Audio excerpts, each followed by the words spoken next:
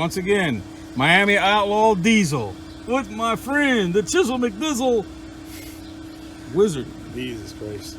All right, check this out, guys.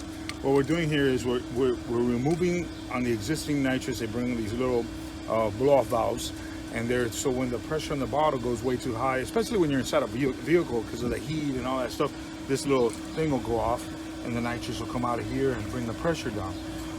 When you're by the NHRA rules or any drag racing rules, a nitrous bottle has to have a release and cannot go into the cabin. So what we do is we alter the bottle, we take these off, and we put on these parts, which part number 16169 NOS is the racer safety valve, which brings an AN fitting at the end. And what we're going to do is, most of the time it's a draft tube that just goes straight down on a race car, but since we mounted these bottles so high that so he can reach to them instead of using a remote start, but we won't tell him that. I'm going to put these two fittings on here with some steel braided hose. They're a little cooler. We'll put them here, and we're going to run them through the seat through the bottom. And you're doing this because if you go to the track, they will not let you race because that bottle can pressurize and just throw all the nitrous.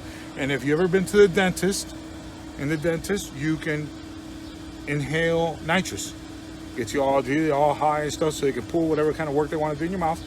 But nitrous for a vehicle, when you go to a race place where they have nitrous that they sell you, they put, I think it's called a sulfur that they put in there, and it'll make you, trust me, I've had a bottle explode in a truck, and my throat was killing me for like about 3 hours because you cannot inhale this stuff.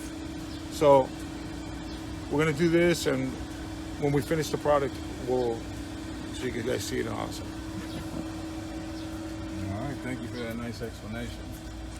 All right, this is the conclusion of the video on the draft tubes on the nitrous oxide bottles inside the cab. This is how it came out. Of course, if you want to get the draft tubes that's just straight aluminum going straight down, you can get that, but for all intents and purposes, I figured that the braided line would be best for me. This is the kit that I bought.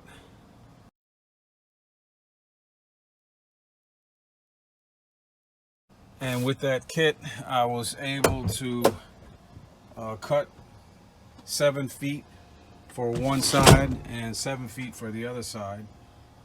And I ran it under the speaker box, which I got there, going back into a oval shaped hole that's on the back wall of the cab. It's already pre-cut. You just punch it out, and there you go. You got space to knock it out.